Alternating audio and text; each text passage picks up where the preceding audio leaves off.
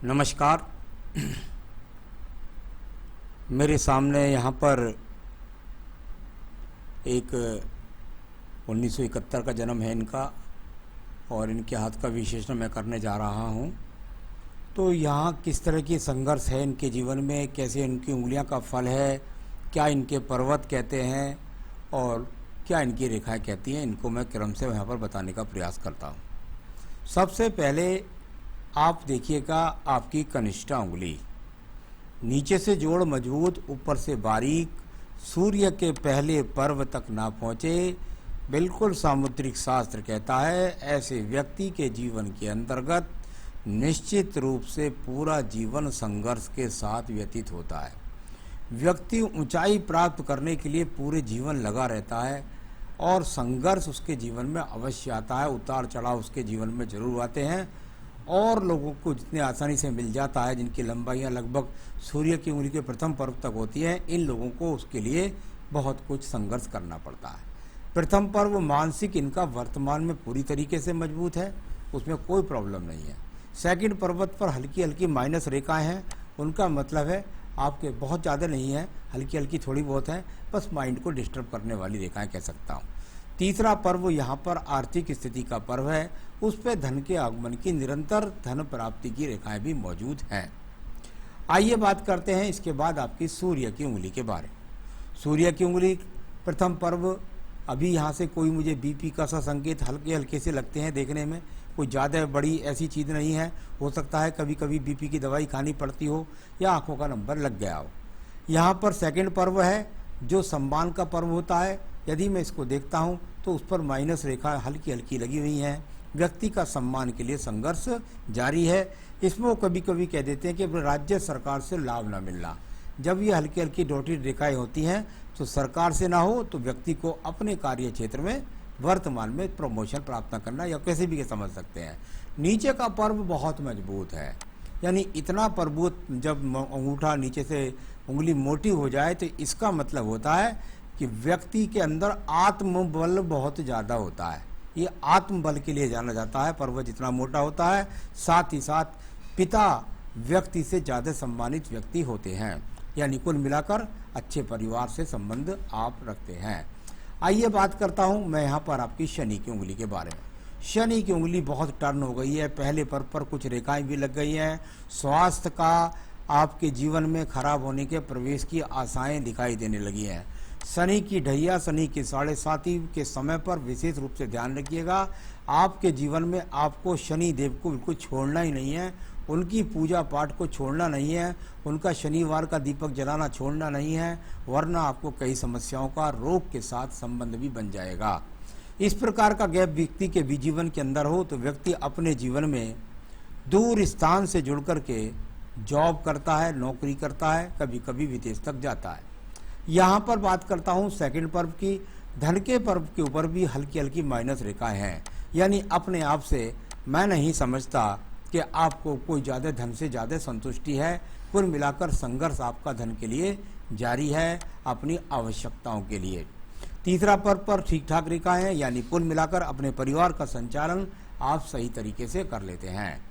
आइए बात करता हूं आपके फर्स्ट पर्व के बारे में। फर्स्ट पर्व, और यहाँ पर आपका बृहस्पति का फर्स्ट पर्व यदि देखता हूँ तो कुछ ढलवा सा होकर के चलता हुआ है। बहुत ज़्यादा भी नहीं कह सकता, लेकिन चिंता के कारण शुगर का एंट्रेंस ना हो जाए आपके जीवन में, इसकी मुझे थोड़ी सी चिंता है। अब बात करता हूँ सेकंड पर्व की। सेकंड पर्व पर जिस प्रकार की रेखाएं आज भी यहाँ पर हैं, इसका मतलब निश्चित रूप से आपके जीवन में, वैवाहिक जीवन में की एक तरह से असफलता कह सकता हूँ, एक तरह से कह सकता हूँ कि पति पत्नी के बीच में बहुत अच्छा तालमेल नहीं रहा है। इस तरह का संकेत आज भी आपके हाथ के अंदर मौजूद है। थर्ड पर्वत पर कुल मिलाकर संतान से संबंधित चिंताओं के लिए कुछ रेखाएं मौजूद हैं। आइए बात करते हैं आपके बुध पर्व के बारे में। बुध का पर्व और बुध के पर्व में स्थायी रेखाओं का लगातार खड़े हो जाना। जब ये छोटी बड़ी स्थायी रेखाएं खड़ी हो जाती हैं तो व्यक्ति के जीवन में कैसी भी स्थिति है, परंतु उसके पास धन के आगमन निरंतर रूप से बने रहते हैं। इसको मैं बहुत अच्छे धन की स्थिति तो नहीं कहता, लेकिन कुल मिलाकर धन के आगमन निरंतर रूप से बने रहते हैं। आपने सूर्य के पर्व में विशेष रूप से कहा है, जरा इसको सही तरीके से एक्सप्लेन करें। तो चलिए मैं इसको क्रम से एक्सप्लेन करता हूँ। सबसे पहले आप सीधी रेखा को लीजिए, ये सीधी रेखा चली गई आपकी। अगर ये जाकर के सीधा सीधा आपके शनि पर्व तक एकदम पहुंच जाती तो व्यक्ति सूर्य पर्व पर एकदम मिल जाती, तो इसका मतलब होता व्यक्ति को बहुत जल्दी अपनी ऊंचाई की नौब का प्राप्ति हो जाती है, ऐसा बोल देते हैं। सेकंड, जो साइड में लाइट लगी होती है, इसका मतलब होता है व्यक्ति एक दो जगह और भी जॉब अपने जीवन के अंदर करके आया है। साइड में त्रिभुज जैसी रेखाएं, यानी कि इनको कहते हैं कि व्यक्ति के जीवन में सम्मान प्राप्ति करने के लिए नीचे से ट्रायंगल का बनना, यानी आप जिस क्षेत्र में हैं वहां पर लोग बाग आपका काफी सम्मान करते हैं। तीसरी रेखा सहायक रेखा के रूप में है। कई अड़चनें बीच में आती हैं, लेकिन अड़चनों के बाद आपको सफलता मिलती है, ऐसा इस रेखा का फल है। ये साइड में लगे हुए एक्स आपके जीवन में आपकी पदोन्नति पे लगातार ग्रहण लगा करके बहुत संघर्ष करा के आपको उच्च शिखर या उच्च पद की प्राप्ति करवाते हैं, ऐसा इनको बोलते हैं। अब बात करता हूं मैं आपके शनि पर्व के बारे में। शनि पर्व को यदि आप देखेंगे तो इसमें एक रेखा लगातार जाकर सीधा सीधा शनि पर्व के साइड वाले पर्वत में चली गई। अगर सेंटर तक से ज़्यादा सीधी रेखा जाती है तो वो व्यक्ति के जीवन के अंदर सबसे अच्छी रेखा होती है, क्योंकि अगर सेंटर में अगर भाग्य रेखा सीधी पहुंच गई तो व्यक्ति के जीवन में अड़चने ही नहीं आती, उतार चढ़ाव नहीं आती। साइड में जाती है तो कहते हैं भाई धन के लिए व्यक्ति का संघर्ष बना रहता है।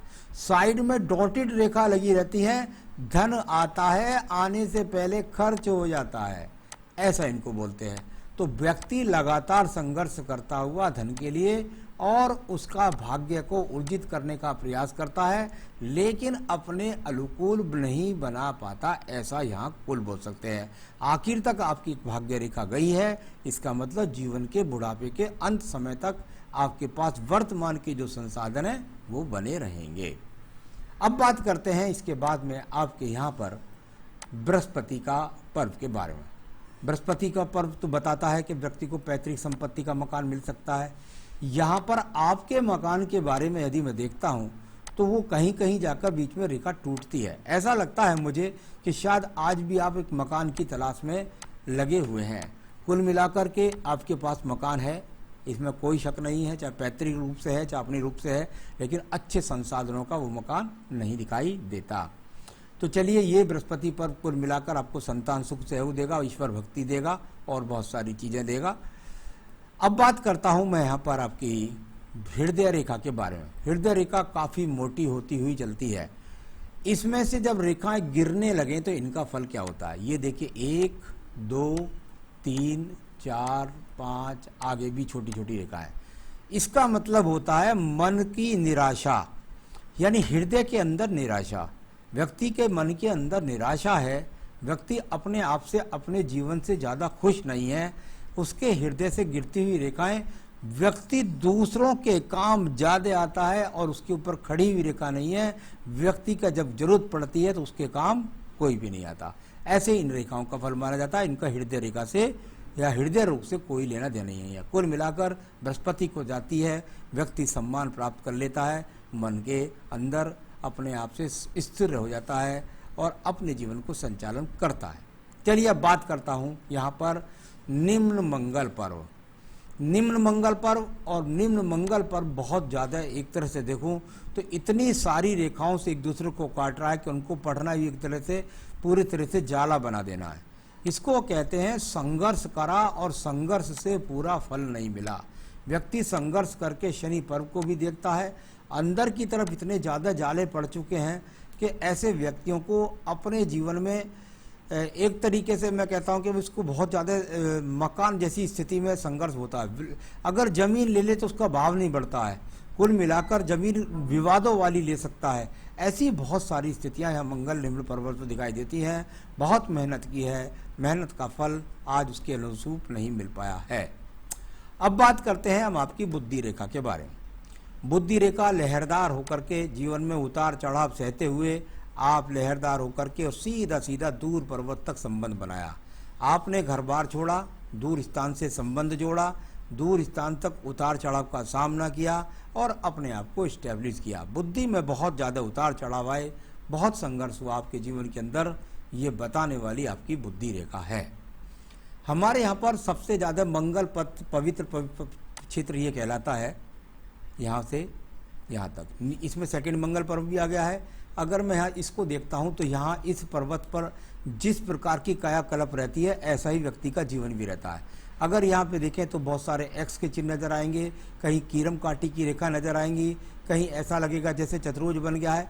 बहुत सारी परिकल्पना करें तो त्रिभुज भी बनने लगेंगे, चतुर्भुज भी बनने लगेंगे, लेकिन वो परिकल्पना है केवल। ये पर्वत बहुत दूषित है, यानी जीवन के अंदर बहुत कुछ भी आसानी से आपको प्राप्त नहीं हुआ है। कोई मुकदमे, झगड़े, झंझट, कोर्ट कचहरी दिखाई नहीं पड़ती। आइए बात करता हूँ पहले मैं चंद्र पर्वत के बारे में, फिर केतु से संबंधित रेखाओं के बारे में बोलूँगा। चंद्र पर्वत को यदि आप देखेंगे तो यहाँ से जाकर के और नीचे तक यहाँ 8 का सा अंक बनाने का प्रयास करेगी, एक दूसरे को काटने की रेखा प्राप्त करेंगी। आप डिप्रेशन जैसी स्थिति का शिकार हैं, आप लगातार मानसिक प्रताड़ना का शिकार हैं, इस प्रकार की रेखाएं हैं। साथ ही साथ बताती हैं सावधान रहें, रोग आपका इंतजार कर रहे हैं। केतु स्थान पर इतनी ज़्यादा हलचल हो जाए तो ये समझ लीजिए कि आने वाले 3 से 4 साल आपके जीवन में बहुत संघर्ष के हैं।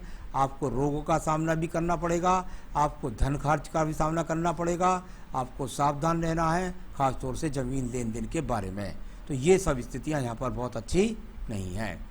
व्यापारिक रेखा या बुध रेखा के बारे में बात करता हूँ। वो टूट टूट करके रेखा यदि इस तरीके से हो जाए, व्यक्ति के जीवन में शुक्र पर्वत से आ रही हैं, कुछ पिता की प्रॉपर्टी मिल सकती है, लेकिन यहाँ ये रेखाएं जब एक समान न चलें तो जीवन के अंदर उतार चढ़ाव, बीमारी, धोखा, इस तरह की बहुत सारी चीज़ें, संघर्ष करके कुछ भी प्राप्त करना स्थायी रूप से नहीं रहता है। तो ये सब इन रेखाओं का फल है। यहाँ से कुछ रेखाएं जाकर के संबंध बनाती हैं भाग्य रेखा के लिए, यानी दूर स्थान से ही जाकर के व्यक्ति का भाग्य उदय होता है, इसको इस प्रकार से बोल सकते हैं। तो बहुत कुछ अच्छी रेखाओं का यहाँ पर मुझे अभी तक भी संयोजन दिखाई नहीं दिया। आइए भाग्य रेखा की बात करता हूँ। परिवार का सपोर्ट है और ये भाग्य रेखा लगातार जाकर के इसमें चेंज हुआ और इसके साथ 2 भाग्य रेखा 35 से चलती है, एक सहयोगात्मक रेखा के रूप में और एक स्वयं के रूप में। ऐसा हो सकता है कि पत्नी से कुछ सहयोग मिलता हो, साथ ही साथ अगर ऐसा नहीं होता तो व्यक्ति थोड़ा सा साइड में भी कुछ ना कुछ कर लेता है अपने काम के साथ साथ। तो इसको इस प्रकार से बोलते हैं सपोर्टिंग रेखा होती है। तो व्यक्ति को उसके काम से कितना भी कोई अड़चने डालने की कोशिश करे, वो व्यक्ति को निकाल करके बाहर ले जाती है। अब बात करता हूँ मैं आपके यहाँ पर्व के बारे में, और वो है आपका शुक्र का पर्व। शुक्र का पर्व व्यक्ति के जीवन के अंदर संसाधन के लिए जाना जाता है। यहाँ पर यदि मैं संसाधन की बात करता हूँ तो संसाधन कुल मिलाकर ज़्यादा अच्छे नहीं है। जब मार्वल्स रेखाएं ज़्यादा डोल जाएँ, व्यक्ति के जीवन के अंदर ज़्यादा हो जाए, तो मार्वल्स रेखाओं के अंदर व्यक्ति का बहुत अच्छा लग्जीरियस जीवन नहीं होता। तो इस प्रकार का यहाँ शुक्र पर्व है। यहाँ थोड़ा सा पति पत्नी में टकराव हुआ और आपस में मुंह फेर करके सो गए, बस इतना कह सकते हैं। कोई तलाक जैसी स्थिति तो नहीं कह सकता, कोई स्वतंत्र एक्शन नज़र नहीं आता। तो ये इस प्रकार से आपका यहाँ पर सारी रेखाओं को मैंने पढ़ा। अब बताता हूँ आपकी आयु रेखा। यहाँ से निकल कर के आयु रेखा जाकर भाग्य रेखा में मर्ज होकर के आयु रेखा बन गई और नीचे तक पहुँच गई, लगभग जाकर मणिबंध के आसपास 77-78 वर्ष की आयु रेखा है। तो यहाँ सारी रेखाओं का फल मैंने पढ़ने का प्रयास किया। आपके जीवन के अंदर अंगूठे पर भी तर्क शक्ति पर चिंता की रेखाएं हैं और यहाँ पर नीचे शुक्र पर्वत पर भी काफ़ी संघर्ष की रेखाएं हैं। ये तो इस तरह से रेखाओं का फल पढ़ा जाता है। इसके लिए सवाल और रेखाओं के फल में बहुत अंतर होता है। चलिए अब बात करता हूँ। यहाँ पर सबसे पहले आपने सवाल किया है मुझसे कि मैं जो जॉब करता हूँ प्राइवेट सेक्टर में, उस पर मैं जो है काफ़ी सालों से संघर्ष कर रहा हूँ और प्रमोशन का मुझे क्या आसार हैं। तो प्रमोशन के लिए आपने मुझसे पूछा है, तो मैं बताता हूँ। यहाँ पर आपको लगभग ऐसे समझिए कि 2022 में आपको प्रमोशन मिल जाएगा। कोई चिंता की ज़रूरत नहीं है, प्रमोशन आपको लगभग 2022 में मिल जाएगा। दूसरा पूछा है आज आगे आने वाले सालों में हेल्थ इश्यूज के लिए आप सावधान हो जाइए। आगे आने वाले तीन चार साल में आपके जीवन के अंदर धन खर्च की स्थिति बहुत बढ़ेगी। आपकी ज़रूरतों के लिए या कोई मकान बनाने के लिए किसी प्रकार का कोई विवाद में ना फंसे, ऐसी चीज़ों से सावधान रहना है। लेकिन यहाँ धन संपत्ति का संघर्ष और साथ ही साथ सेहत का बहुत ध्यान रखना है आने वाले सालों में। तो ये अपने आप में आपको बहुत संभल करके चलना है। जो बात मैं कह रहा हूँ, आपने कहा मेरा हर काम हो जाता है लेकिन उसमें बहुत अड़चने आती हैं, ऐसा मैंने हाथ में रेखाओं में कई बार देख लिया। और पूरा केतु पर्वत भी, जो आपका मंगल पर्व का द्वितीय पर्व भी बहुत सारे अड़चनों वाला, प्रथम मंगल पर्व भी, वो सब स्पष्ट है। तो ये तो आपके जीवन में चलता रहेगा। मेरे सूर्य और शनि पर्वत का विशेषण मैंने आपका कर दिया है। आपने बोला एक मंदिर जैसी आकृति लाइफ लाइन और स्टडी लाइन के बीच में है। शायद बुद्धि रेखा के लिए बोल रहे होंगे आप, स्टडी लाइन। इसके बीच में मुझे कोई मंदिर की आकृति नज़र नहीं आई। आपको कोई नज़र आ रही है तो ड्रॉ करके हाथ बाद में भेज दीजिएगा, मैं बता दूंगा। तो कुल मुझे कोई भी मंदिर की आकृति यहाँ पर नज़र नहीं आई। वैसे अगर हाथ में 50 मंदिर बनाए तो वैसे बन जाएंगे, क्योंकि मंदिर ही होता है, वो अलग इस तरीके से बनता है। तो यहाँ ऐसी कोई रेखा नहीं है। और आपने पूछा परिवार संबंध के बारे में, पत्नी के साथ तो आपके अच्छे संबंध रहे नहीं हैं, तालमेल अच्छा रहा नहीं है। तो कुल मिलाकर आपके जीवन में आगे किसी प्रकार की समस्या ना आए, आपका सब काम सही तरीके से होते रहे, तो उसके लिए मैं पूजा पाठ बताता हूँ, जरूर कर लीजिएगा। एक तो जल्दी से जल्दी पुखराज पहनिएगा, ये धन का कारक होता है, प्रमोशन का कारक होता है, संतान की तरक्की का कारक होता है, वैवाहिक जीवन का सुख संबंध अच्छे होते हैं। तो एक पुखराज धारण कर लीजिए, इससे आपको बहुत कुछ लाभ मिलेगा।